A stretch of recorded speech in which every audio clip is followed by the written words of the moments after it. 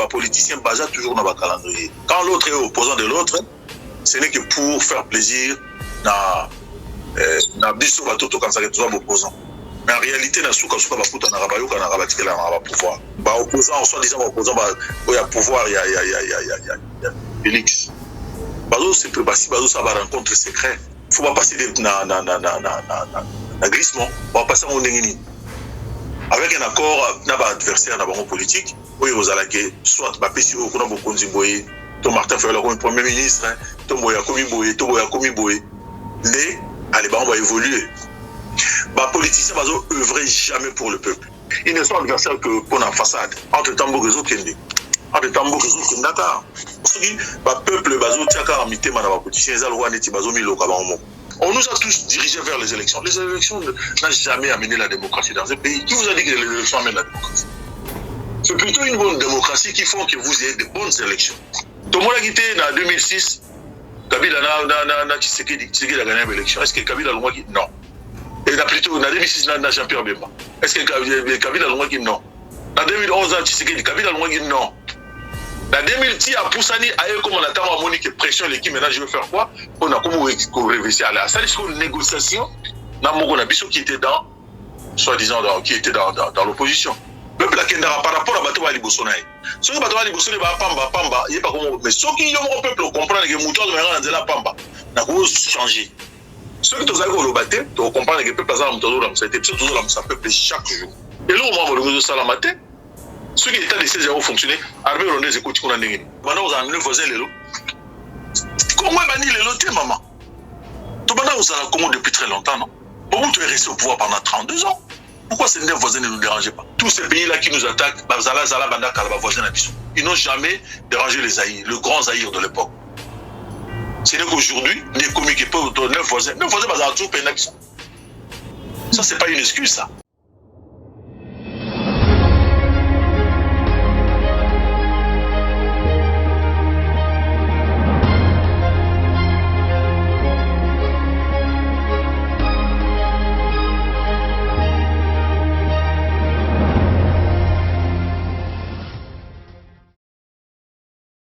Mboti na bakolo Congo, bozali belé, boye bozui libaku ya kolanda maman Joël Kombe mukolo molelo, na numéro ya sika ya émission vérité de tout côté, émission solo la kamami matali politique et sociale. Ya mboka na biso République démocratique du Congo. Voilà mukolo molelo maman Joël Kombe nezali ne sengo ya kokota na bandako na bino, na numéro ya sika ya émission vérité de tout côté, o tozali ne sengo ya koyamba pona bino na nzela ya singa to pe ya téléphone, mwana mboka Clément Kisuka azali bongo 4 ya Pariko.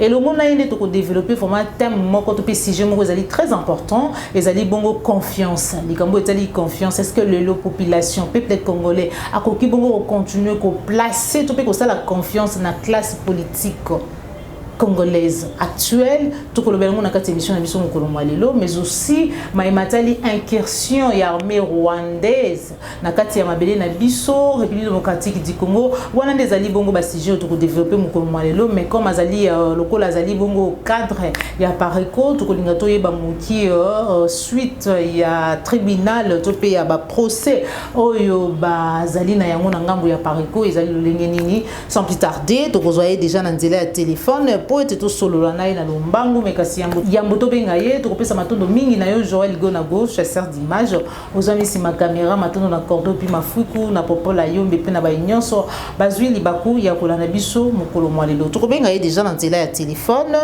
po ete vraiment na lombango to zwa réaction na ye déjà. Allô, bonjour mon mboka Clément Kisuka. Bonjour madame Joël Kombe, bonjour. Et c'est quoi que tu as eu le sous mukolo mwalelo boni santé boni d'abord résistance na ko signaler na ba union soit dit ko landayo et tozali bongo 4 na kati ya Apareko boni santé boni résistance. Santé Zakito, la résistance continue de battre son chemin comme d'habitude. En tout cas, tout va bien. Voilà. Voilà, nous avons ko sala ngolu to bengi vraiment na lombangu po ete tozwa réaction na yo makanisi na yo en rapport na mami matali mboka na biso République démocratique du Congo ozali ko bunda pona bosomi na yango mais kasi mukolo mwa lelo peuple congolais azali vraiment inquiété donc s'inquiéter pour plusieurs raisons surtout lelo bayi politique bazali ko kamba to pe bayi bazali ko bunda pe pona mboka comportement na bango mai bazali ko sala mais est-ce que le peuple congolais a coquille vraiment le sous ko sala confiance ko continuer ko sala confiance na classe politique naï. En tout cas, maman, je veux le merci pour notre tour. Je veux vraiment m'étendre un peu plus là-dessus pour nos bas, point de vue d'Angaï. Peuple congolais, il faut éviter que tu as monté mes pères politiciens. Je l'ai dit souvent dans mes interventions. Que les politiciens ont un calendrier na bango. Oyo etali peuple ata soki mokete. Ils ne font que faire voir une partie à Babissé. Il y a moi lueur, il y a espoir dans la population pour leur faire comprendre que tous nabino ensemble mais bakuta na kana ba secret oza ya bango. Alors peuple congolais ceux qui ont dit ça monter ma pas politiciens ils ont été admis tout mané parce que on a des exemples hein banda to banda qui n'a Laurent Désiré Kabila, Tokomina Oya Landaki Yautogoleka Kabila Joseph, Tokomina Oya Bissondeko Félix, ont remarqué que les politiciens basent toujours dans le calendrier. Quand l'autre est opposant de l'autre, ce n'est que pour faire plaisir à Bisso Batoto quand ça est toujours opposant. Mais en réalité, na souka bakuta na rabayo kana rabatika la pouvoir. C'est ça le jeu qui continue à se faire. Alors, ce peuple a besoin il doit tirer le dos de la face. C'est au peuple de prendre sa destinée en main. Parce que si vous salirez, vous comprenez qui. Vous comprenez? Parce que, tous allez boyer maman,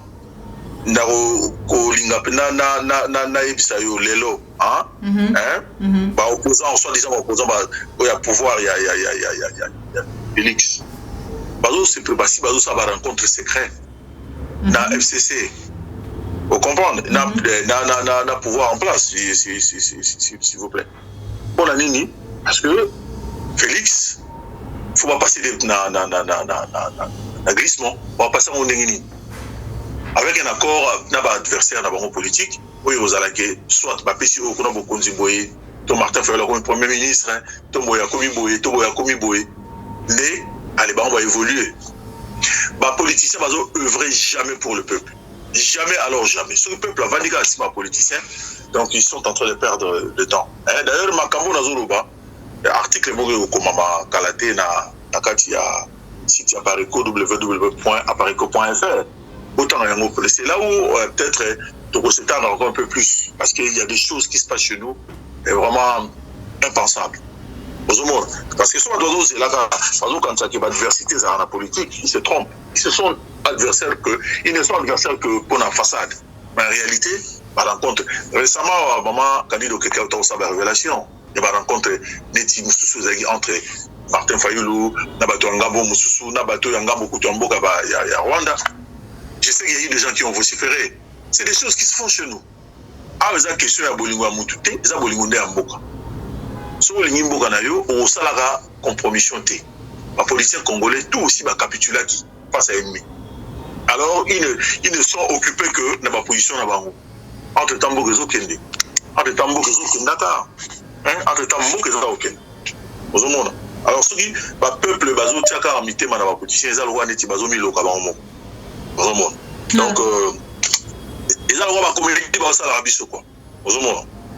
Mais kasi ceux qui peuplent à koki les sous ko pesa to pe ko placer confiance na ye na classe politique congolaise était et seigneur a placé confiance na nani parce que bino na ngambu ya résistance de l'autre côté pe babi bitumba pe ezalaka pe na terrain mboke kosikolama awa na Congo na Kisasa na nzela ya ba réseaux sociaux te ndenge belé ba kolobaka na bino siko peuple a placé confiance na ye pa ya nani.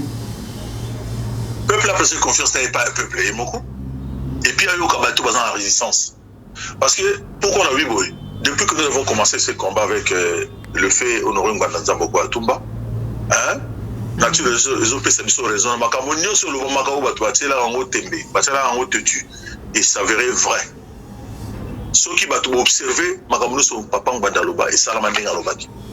Donc peuple atika rolanda ba politicien atia confiance na ye ayoka biso bato ya ndambo ya résistance parce que toza ko sala etumbate pour na positionnement donc ça la te pour na obikisa mboka na biso na bosamboli parce que bato yo basi basui elengi ya pouvoir ils ne répondent que na ba appel ya bato atia ba on a pouvoir ozomona parce que moi na option le maman la minute yo le président Félix Silombo, les Américains lui ont fait savoir, mais ça rappelle à Joseph Kabila, que Lucas Tchadofana, qui est se présenté en 2023. Est-ce qu'il y a eu Gabon? Est-ce qu'il y a eu qui Bango d'abord? En même temps, il y a une stratégie de Moussous. C'est-à-dire, il y a un Congolais, il y a un rediriger. Écoutez, les amis, je vais vous donner ça. Il y a un Premier ministre, il y a un les cas.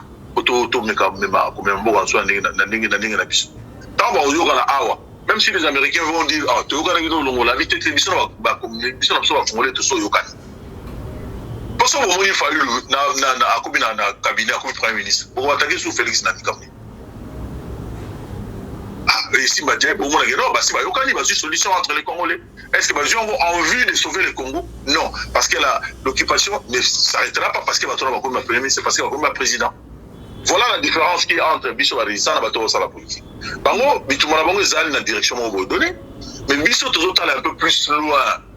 Parce que le programme où ils sont dans Bambuka Bapaya, Tala le Est, pour la Rwanda, le lobby armé rwandais, autant qu'on tape à Bisso. Mais qu'est-ce que le président dit souvent quand il est avec le président Kagame? C'est mon frère, c'est un partenaire fiable et tout. Mais qu'est-ce que son armée est venue faire chez nous? Et bang à la bateau. Frère, partenaire fiable, à Nambourano, sans OPCI permission à côté massacrer notre Benganiba. Pour te dire que la politique, si on va peuple va plus qu'à confiance dans les politiciens, alors il faut te dire oui que le peuple mérite les dirigeants qui là, parce que ceux qui le tournent à dirigeants doivent avoir le commission tout le monde là-qui, bah il y a un autre pousse à un niveau à dirigeants doivent avoir. Ceux qui te poussent au l'écolo pour changer les dirigeants. Ok. Donc, la logique en beaucoup comme les choses, c'est les calelo, maman, ceux qui ont l'alisika kamiso, qui ont dit au nord, on nous a tous dirigés vers les élections. Les élections n'ont jamais amené la démocratie dans ce pays. Qui vous a dit que les élections amènent la démocratie? C'est plutôt une bonne démocratie qui font que vous ayez de bonnes élections. Aux hommes, bisous, tout comme on dit, ah, élection, c'est ça. Tout comme on va formater, donc c'est que la solution à suivre. Surtout que tu salues l'élection, ma ponomi. Mais ceux qui ont décidé d'être là, ils vont rester là. Tout le monde a quitté en 2006. Kabila n'a Tshisekedi a gagné l'élection. Est-ce que Kabila a dit non? Et plutôt, en 2006, il n'a Jean-Pierre Bemba. Est-ce que Kabila a dit non? En 2011, Tshisekedi, Kabila a dit non. En 2010, à Poussani, comme on attend à Monique pression, l'équipe, maintenant je veux faire quoi? On a comment révisser à la salle, c'est une négociation. On a Bissot qui était soi-disant, qui était dans l'opposition. Va négocier. Dans la négociation, on a deal, il y a un deal. Et puis, on a dit parce que passation du pouvoir d'une manière pacifique. Oh, est-ce que le Congo est dans l'occupation? Ils ont continué. Ma formule, tout le monde, l'état des sièges. C'est qu'une passation, il y a en douce, il y a balkanisation dans le monde. Et là, on va le ça la matin. Ceux qui étaient des sièges ont fonctionné, l'armée rwandaise écoute qu'on a négocié. Vous comprenez, maman? Donc, peuple indépendant, pour moi,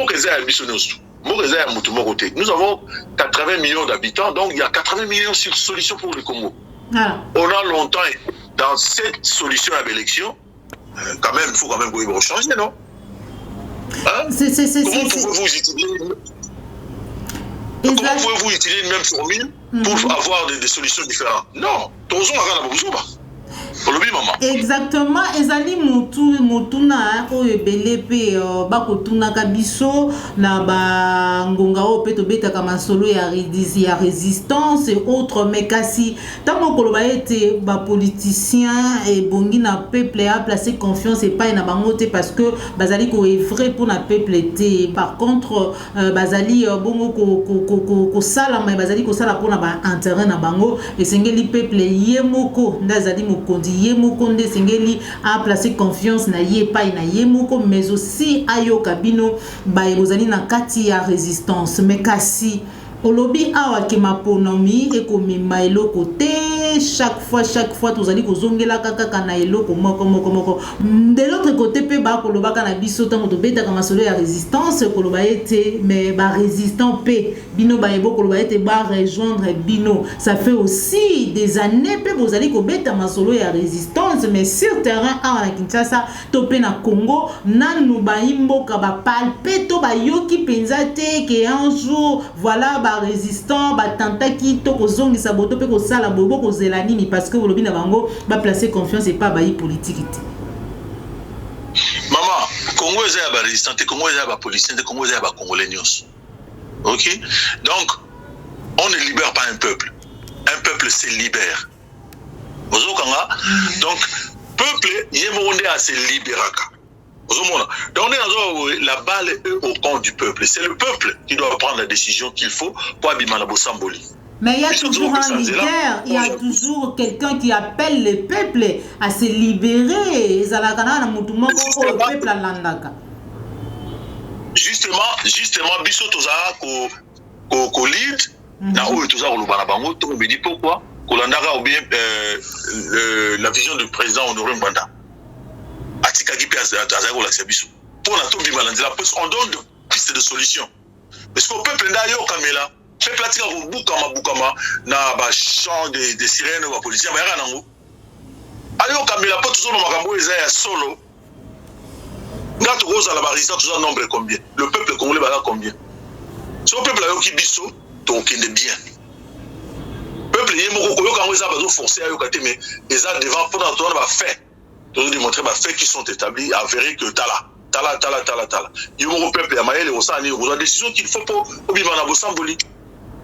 Cause la tepo oyoka résistant yakawa alobi boye ba tout botambola boye te biso to yokana to tikana no kopesa bato na confiance ça dit to bibi na logique na bango to tikana na logique ya biso ba congolais parce que seule solution pour la soulèvement populaire et ko sala mala banane et ça on a peuple congolais un peuple à sala on faut y aille ba que non effectivement ah ouais comme na ai so ma maman Joël so ba zuyo na muto aleki na makasi ya beti ozokima. J'espère que vous entendez tout bas et pour défendre. C'est comme ça, l'être humain. Ça fait combien d'années depuis que notre pays est entré dans ce trouble? Depuis 1996, que le Rwanda a fait incursion dans notre pays au travers leur création qu'on a appelée AFDL. Tilelo, Kaka. Tout le monde a libéré la Congo comme on capitale de viol. Tilelo, Patoisi l'a raté. Plutôt. Et puis, nous sommes vraiment je vous dis, pour la balkanisation est déjà là, l'occupation est très grave. Qui est indépendant officiellement. Parce que sur l'armée étrangère à côté de la ville de Gomo, vous n'avez pas un État.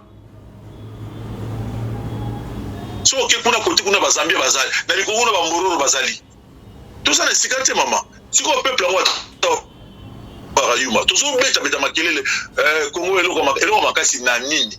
Taba ta West Afrique ne ba zo telemela ba konzila bango ba bimi ba sali to ba changer. Biso ka boy. Voilà. Zamboka na biso. Zamboka na biso.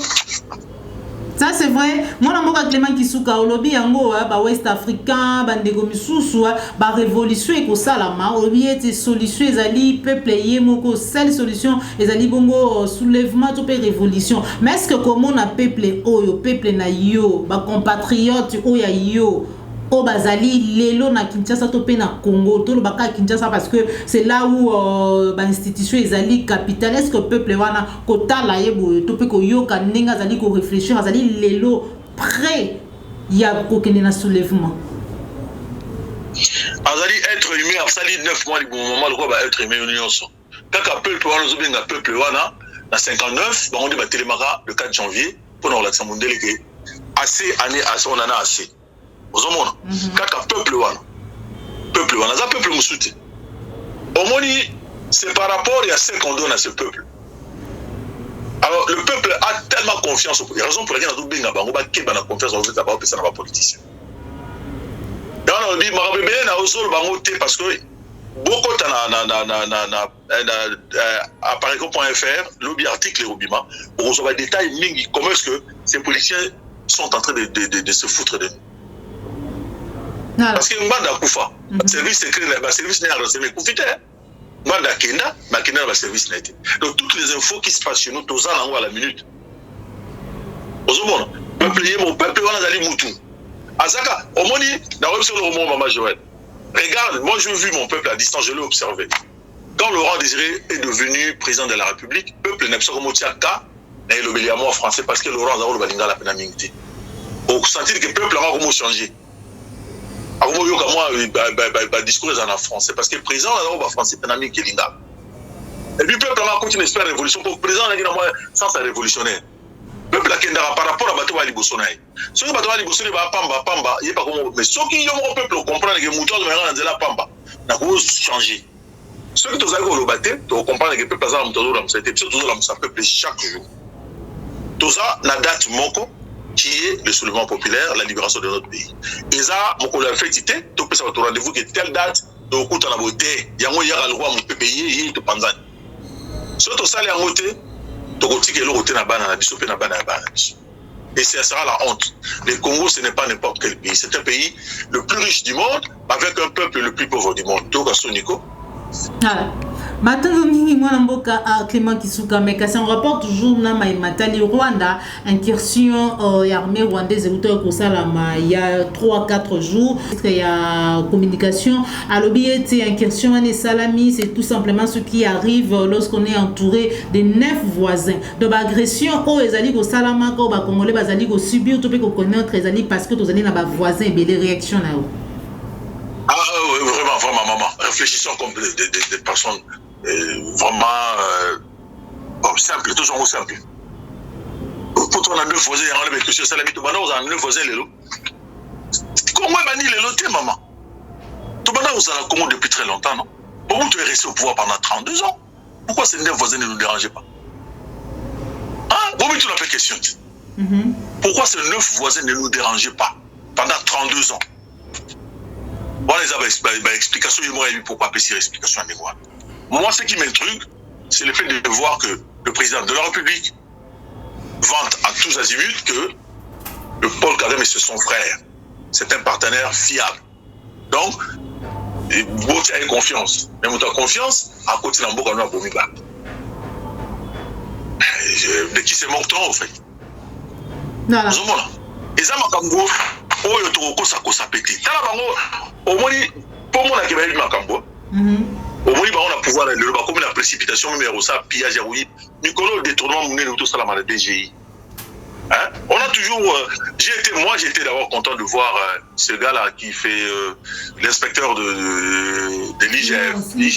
Gilles Alingé. Il y a Kangaka Bato, mais à Kangaka Bato, il y a DGI. Une mouvance présidentielle, il y a rien de tournoi qui vient de se faire là. Il y a 35 milliards de francs congolais, hein? 17 millions de dollars. La compagnie Mogo, il y a Clean Core, il y a Nakatanga. Il y a une pénalité fiscale. Il fallait contre la banque. Allez, dévier à nous. Dans le groupe, il y a Bato, Basa Batouya, Mokondiamboka.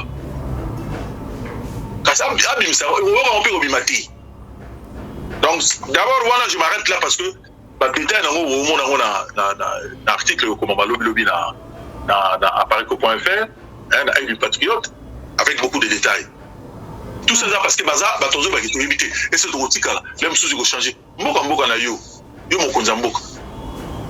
Hein? C'est à toi de décider l'armée, et ça, crucial. Surtout l'armée nationale, et moi, surtout l'armée où ils ont infiltré Tinamotu. Au Mouze et la Tossani. Le Rwanda a existé depuis tout ce temps-là. Tous ces pays-là qui nous attaquent, ils n'ont jamais dérangé les Zaïre, le grand Zaïre de l'époque. C'est qu'aujourd'hui, les comiques peuvent donner 9 voisins. 9 voisins, ça, c'est pas une excuse, ça. Voilà. Ça ne même pas de vous. Ok. Merci beaucoup. Moi, je suis Clément Kisuka. Comme une émission à Bissou, mais kasi yamoto kabonana yo to lingito eba suite parce que la population quand même ba imbo ka ba congolais ba lingi ba suite ya tribunal oyo bongo bozala qui en procès na ba ndeko mususu na kati toujours ya pariko et suki ndenge nini. Oh maman, là nous n'avons pas grand chose à dire, hein. C'était Bandeko Moussouné Bakene pour attaquer maman au Keke dans la justice pour utiliser comme il y a Pareko quoi. Hein? Mais sauf que Taba comme Ekuna, aussi j'avais constaté que Marc Apareko, ils ont marque déposée de Maman Candido Okeke depuis le 27 août 2021. C'est une marque déposée à 2031, donc 10 ans. Donc, plutôt, on est normalement on doit utiliser comme Apareko. Parce que sur la Apareko, c'est une marque déposée pour la Maman Candido Okeke. Mais bon, mais ce qui est sûr, il y a eu au moins plus d'une centaine de membres à Pareco qui ont porté plainte contre M. Ebama. Le 23 novembre, contre parce qu'il a commis président d'une manière illégale et puis c'est prévaut le titre du président national. Donc,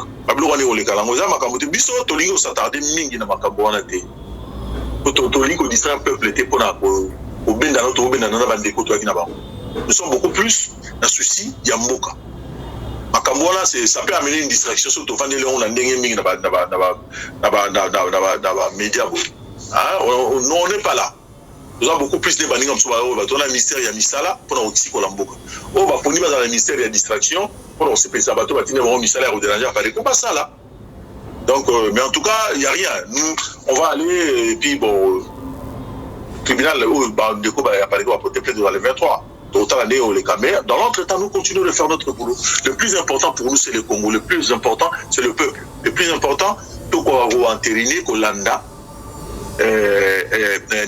idéologie, papa Honoré Ngwanda, Zambo Matumba, Atikaki.